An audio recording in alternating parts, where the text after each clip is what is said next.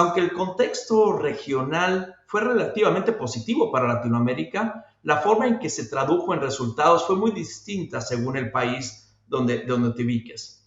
Y esa diferencia es clave, porque obliga a dejar de mirar Latinoamérica como un bloque único, porque vemos las diferencias por regiones, y empezar a gestionar un mercado por mercado, ¿no? País por país. En el 2026, como hemos comenzado y con todas las cuestiones geopolíticas que están sucediendo, creo que el tema va a ser la incertidumbre externa, ¿sí? ¿Cómo vamos a ver esas disrupciones de ofertas, ya sea en un entorno global debido a complejos geopolíticos, energéticos, costos y otras variables que pueden cambiar el escenario muy rápido, que están fuera de nuestro control el día de hoy?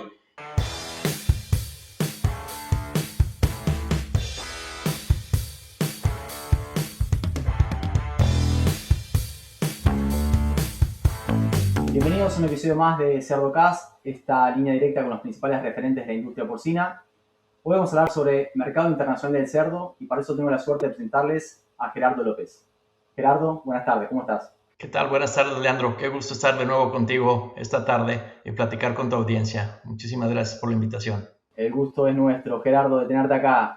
Gerardo, tuvimos un episodio hace aproximadamente un año, parece que pasó una década por la cantidad de acontecimientos de mercado, pero para los que no te escucharon aquella vez, me gustaría que brevemente nos resumas un poquito tu background y el rol que desempeñas actualmente. Claro que sí, Leandro, muchísimas gracias. Sí, ya tiene un añito que platicamos, habíamos platicando, como mencionabas, un poquito de tarifas, ahora tenemos otros temitas importantes que están sucediendo en la industria. Mi nombre es Gerardo López, soy el director de PIC para Latinoamérica. Llevo con la industria, con PIC alrededor de 11, 12 años, trabajando con ellos en diferentes posiciones. Hace 2 años y medio que estoy a cargo de Latinoamérica. También llevo más de 27 años en la industria del cerdo, trabajando en diferentes áreas. Así que muchísimas gracias de nuevo por la invitación. Gerardo, hablamos, como bien dijiste, más o menos por abril, mayo del año pasado, que fue cuando se habían liberado el tema de las tarifas y generó un montón de ruido a nivel geopolítica, y habíamos hecho una especie de pronóstico de qué es lo que podía llegar a pasar durante el año 2025. Me gustaría que comencemos este episodio haciendo una especie de resumen de cómo fue el año, cómo lo viste vos, y nada, y qué dejó para la industria. Por supuesto, con gusto comenzamos. Pues yo resumiría como un año de transición hacia un mercado mucho más racional, lo que vimos durante el 2025. Digamos, no fue un año espectacular en términos de precios o márgenes récords, como pudimos ver en algún otro año, pero sí fue un año muy importante porque marcó el cierre de un periodo muy largo donde teníamos una volatilidad muy grande. Veníamos de ciclos donde todo cambiaba todo el tiempo. Teníamos costos muy altos, los precios, la logística, y eso prácticamente impedía a nuestros productores una planificación con cierta tranquilidad hacia el futuro.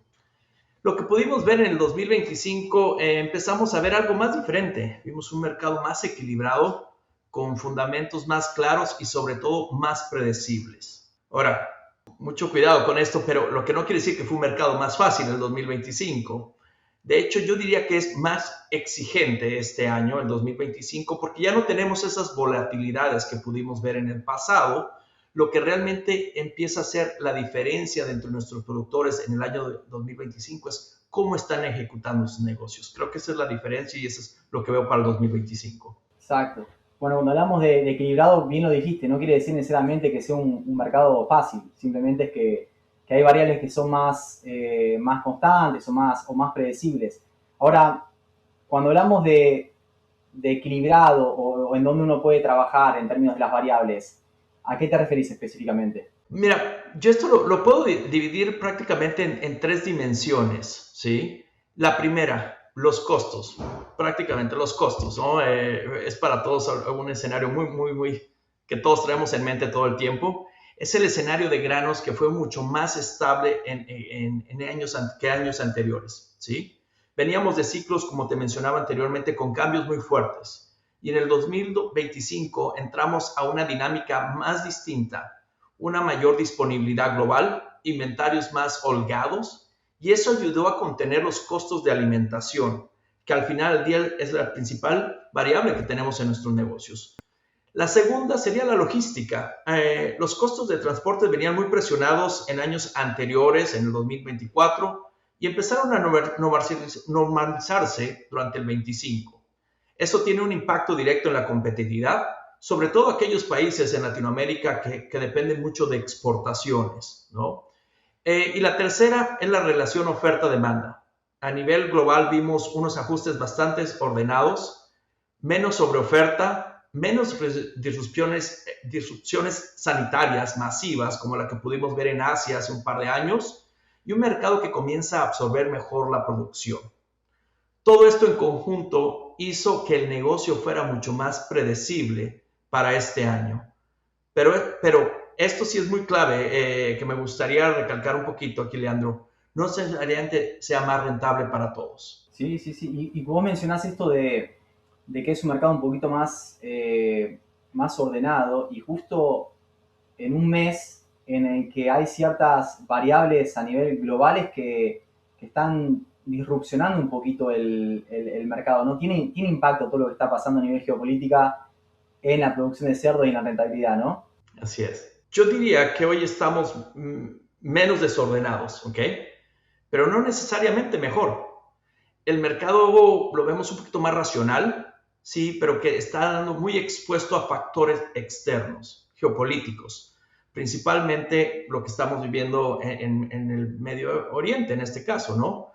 Tenemos toda la presión de los costos de energía y eso no va a terminar ahí, eso es el comienzo. Yo creo que viene la parte de los transportes, los fertilizantes, los granos, todo lo que va a cambiar en un futuro.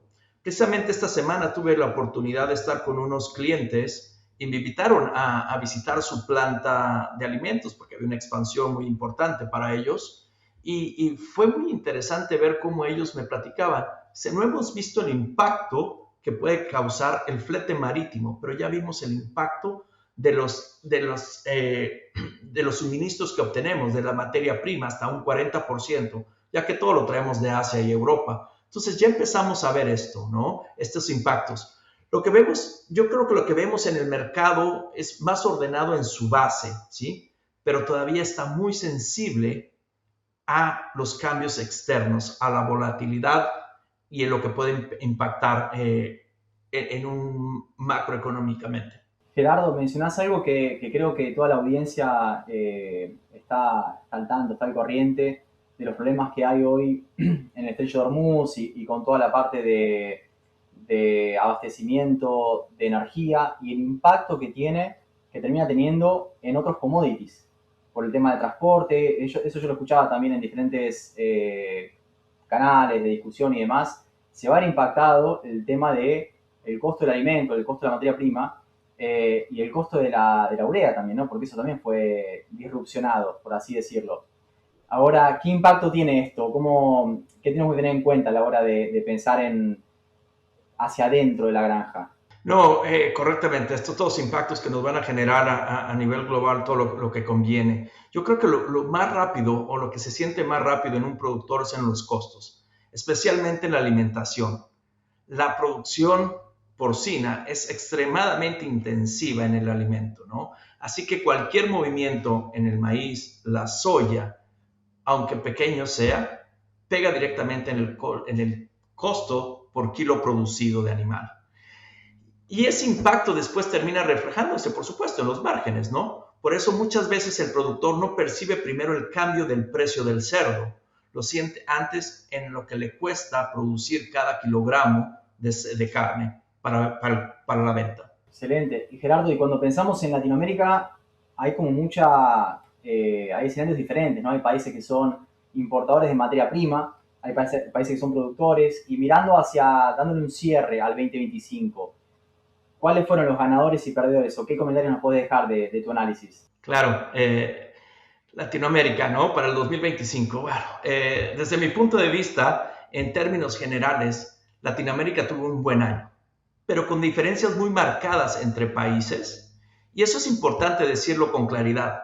No estamos hablando de una región homogénica. ¿Y a qué me refiero con eso?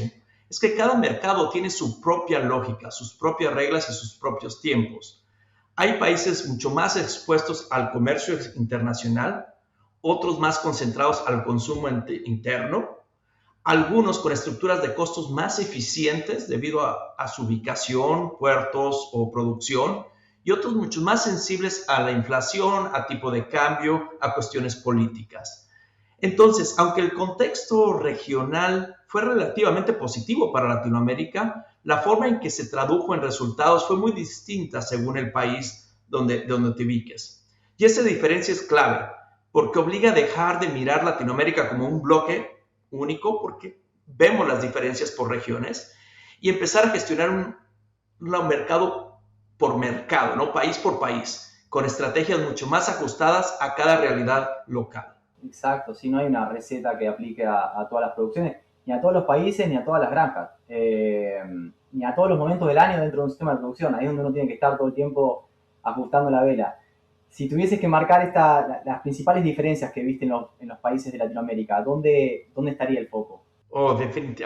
Excelente, definitivamente Brasil. Brasil probablemente es el caso más sólido de la región, ¿no? Y lo es porque logró cambiar tres cosas desde mi perspectiva que siempre se han dado, que serán, ¿no? Uno es un crecimiento productivo, están creciendo productivamente, desempeñándose mejor cada vez, una expansión sostenida de exportaciones y un costo relativamente controlado, ¿no? La ubicación que tienen, lo que les tienen. Y no es menor, mantener esa competitividad en costos mientras sigues creciendo y ganando mercados fuera, es una comisión difícil de lograr las tres cosas al mismo tiempo, y lo cual se me hace estupendo lo que lograron hacer nuestros productores brasileños durante el 2025. Yo creo que además Brasil avanzó muy bien en la diversificación de distintos países para exportar. Ya no depende de un país o dos, o de uno o dos mercados, ¿verdad? Y eso definitivamente reduce muchísimo tus riesgos comerciales. Apostaron por Filipinas, les fue muy bien. Entonces hay muchísimas cosas que están haciendo nuestros amigos brasileños muy bien. Todo esto lo permite no solamente tener no todo esto le permite tener solo un buen año, sino consolidarse como uno de los grandes jugadores a nivel global, con una posición robusta, resiliente en muchos otros países. Enhorabuena por los brasileños, están haciendo excelente trabajo por esa parte. Sí, es un jugador importantísimo y que mueve mucho, tiene mucho volumen también y se puede aprender. Eso que vos mencionás está bueno porque uno puede mirar y decir, bueno, es un lindo ejemplo a seguir el tema de diversificar en exportaciones, porque hoy en día, más que nunca, te pueden cerrar una puerta de un momento para el otro y vos sabés lo que termina desencadenando eso en términos del precio del cerdo en el mercado interno. Y cuando pensamos en Brasil, obviamente es un país productor de materia prima. ¿Qué pasa en países como Chile, Colombia, que son importadores de materia prima? Oh, interesante cómo estás llevando la conversión de diferentes mercados, ¿no? Estos dos países, como mencionas, Chile y Colombia, son casos muy interesantes porque al fondo muestran dos modelos bastante distintos, tanto entre ellos como con Brasil, ¿no? En Chile, por ejemplo, el impulso vino sobre todo por el mercado interno, ¿sí? Desde mi perspectiva, por supuesto, en determinados momentos hubo una menor intensidad exportadora y eso ha permitido que la producción local ganara más participación dentro del consumo doméstico, mayor consumo doméstico. Por lo tanto, fue una forma de crecer más hacia adentro, ¿sí? Fortaleciendo su mercado interno y dando algo más de estabilidad al productor local, ¿no? Colombia, en cambio, mostró un crecimiento más estructural, ¿sí? Ahí vimos aumento en la producción, expansiones, aumento en el consumo también, pero al final del año empezó a sentirse una mayor depresión sobre los márgenes. Esto es principalmente debido a los costos y al efecto tipo de cambio. Entonces tienes dos historias positivas, pero con dinámicas muy diferentes, lo que platicábamos en un principio, donde no podemos tomar a toda Latinoamérica homogénica, sino hay que verlo por mercados. En PIC estamos comprometidos con la genética porcina superior, respaldada por un soporte técnico inigualable. Nuestro objetivo es hacer que nuestros clientes se conviertan en los productores de carne de cerdo más exitosos del mundo. Excelente. Y pensando en México, que también es un país clave, es el segundo productor más grande de Latinoamérica, ¿qué conclusión tenemos mirando al 2025? Yo creo que México fue uno de los casos más positivos del año en términos de margen, ¿sí? Ahí se dio una combinación muy importante, una demanda interna muy sólida, bastante sólida, ¿ok? Junto con oferta local relativamente limitada debido a cuestiones de salud o otras cuestiones. Y eso ayudó mucho a sostener los precios del cerdo en México. Además, los costos de alimentación ayudaron, como mencionábamos, estábamos en algo más estables durante el 2025, lo cual terminó de redondear este escenario favorable para los productores de México al tener costos de producciones más bajos. También es importante entender cómo se logró este equilibrio. En buena parte vino acompañado por un aumento relevante de las importaciones. ¿Por qué es importante lo de las importaciones? Porque esto habla de México, que es un mercado fuerte, sigue creciendo, dinámico, que nos podemos adaptar a estas dos cosas, tanto de importaciones como exportaciones, como capacidad de absorción.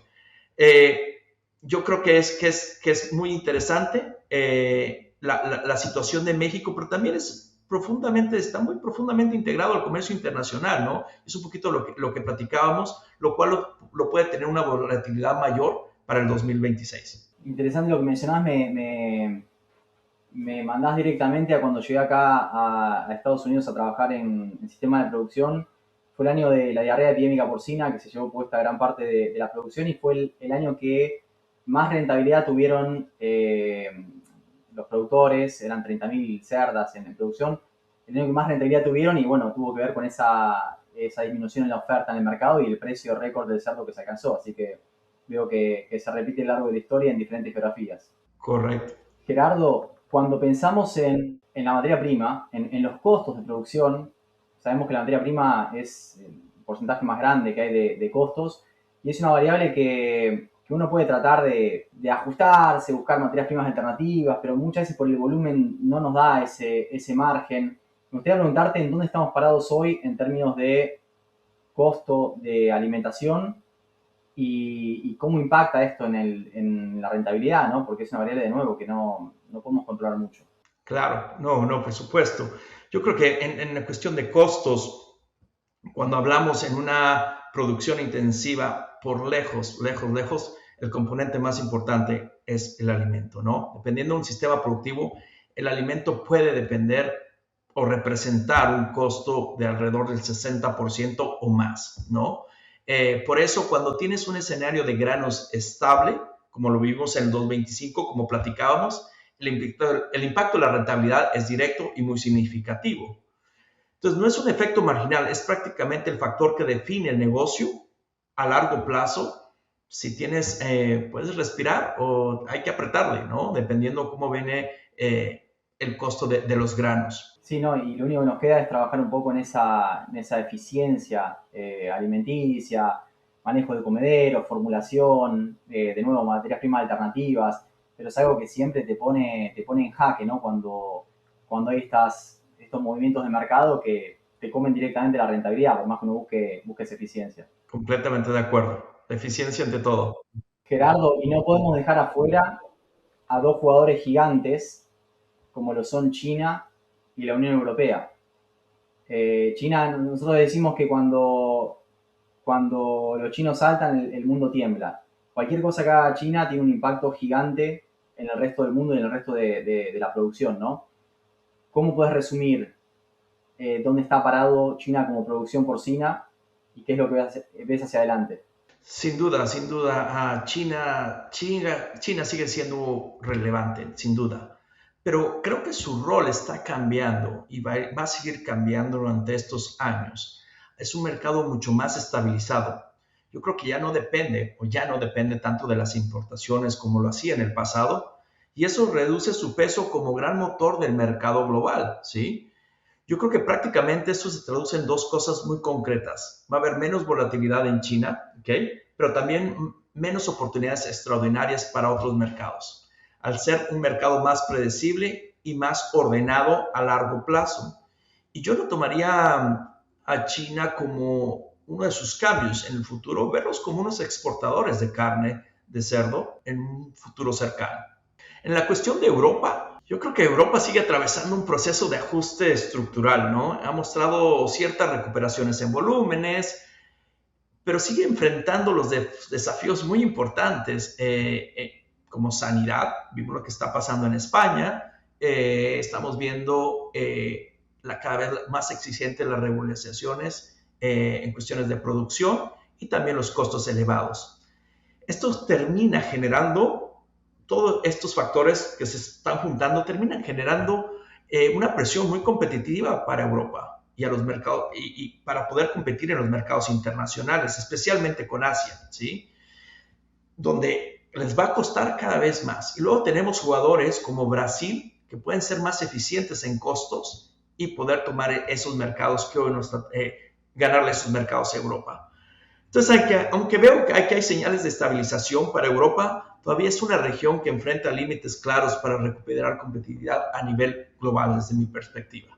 Sí, al final de las cuentas terminan compitiendo en ciertos mercados o con países que son altamente eficientes. Vos mencionabas Brasil.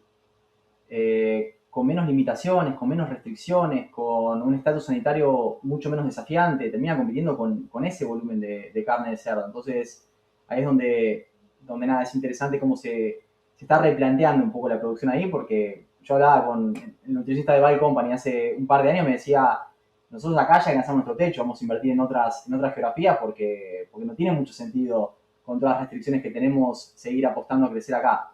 Ahora te voy a poner en una situación incómoda, Gerardo, porque ya sabemos hoy en día que es muy incierto el mercado, muy incierta la geopolítica y todo tiene un impacto en la producción.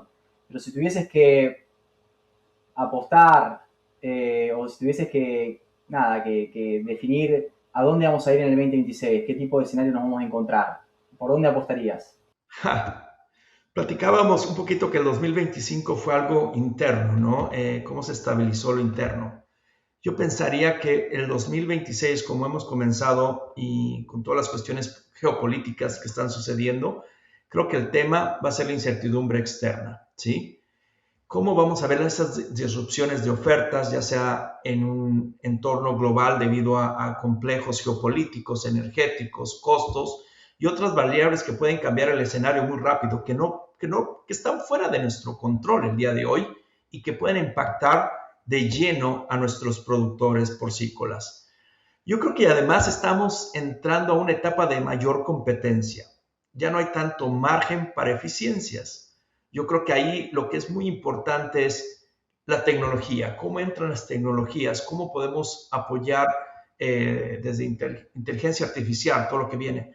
Pero desde mi silla, como lo veo, es las tecnologías de la genética, a lo que representa, utilizar la genética como un arma para poder atacar las ineficiencias que podemos tener el día de hoy. Entonces, yo creo que por ahí podría ser apoyando las eficiencias del mercado para volvernos más competitivos. Y sobrevivir y crecer depende mucho más y sobrevivir prácticamente sobre estas cosas externas que podrían afectar a nuestros negocios. Excelente. Gerardo, y para resumir un poco tu visión sobre aquellas variables sobre las cuales tenemos que trabajar más como para ser competitivos, pues sabemos que de nuevo, hoy predecimos algo y mañana, qué sé yo, viene Trump, te patea el tablero de nuevo, pero sobre lo que podemos controlar, ¿en dónde vos pondrías el foco para ser lo más competitivo posible independientemente del escenario? Excelente pregunta, Leandro. Yo creo que lo resumiría en tres cosas muy claras. La primera, eficiencia productiva, ¿sí? Hoy, cada punto que mejoras en conversión, que tú lo mencionabas hace un momento, o en productividad, tiene un impacto enorme en tus negocios. Ya no son ajustes finos, son diferencias reales en el resultado. Como utilizar la genética correcta ayudaría mucho en este caso, ¿no? La segunda es gestión de costos. Entender exactamente dónde estás gastando, meterlos a fondo a esos numeritos, ¿no? Que te pueden hacer la diferencia para que te conviertan más competitivos, buscar las alianzas, buscar movimientos donde tú puedas crear volumen y no ser solo si explico, buscar ese tipo de alianzas que te permitan trabajar en cuestiones de volúmenes. Y la tercera es una capacidad de adaptación a los cambios, porque el mercado va cambiando, ¿no? Platicaba un poquito de China, yo percibía que China va a ser un exportador de carne en un futuro, probablemente, ¿no? Dentro de Asia, probablemente. Entonces, ¿cómo nos vamos adaptando a esos cambios de ciclos favorables que hubieron anteriormente y pueden ser más predecibles? ¿Y cómo vamos operando? Pero al final creo que en este nuevo contexto, yo creo que la rentabilidad no va a venir del mercado, va a venir de que también ejecutes en tu negocio. Excelente. Sí, puertas hacia adentro. Gerardo, ¿algún mensaje final que quieras dejar para nuestra audiencia? Primero que nada, agradecerte, Leandro, por esta oportunidad de platicar con ustedes de nuevo. Agradecerte por poderme expresar por unos minutos. Y por supuesto, yo creo que todos estamos aquí con estas incertidumbres que puede pasar en el mercado global. Pero también estamos emocionados por las cosas nuevas que vienen. Yo creo que hay cosas muy interesantes en tecnología. PayZ tiene una tecnología muy importante que estamos a punto de lanzar en el mercado, lo cual va a beneficiar a nuestros productores en el futuro. Yo creo que vienen cosas muy buenas, hay que estar ahí, hay que trabajar fuerte, hay que buscar las eficiencias, buscar cómo reducir costos y adaptarnos. Con eso me quedo, Leandro.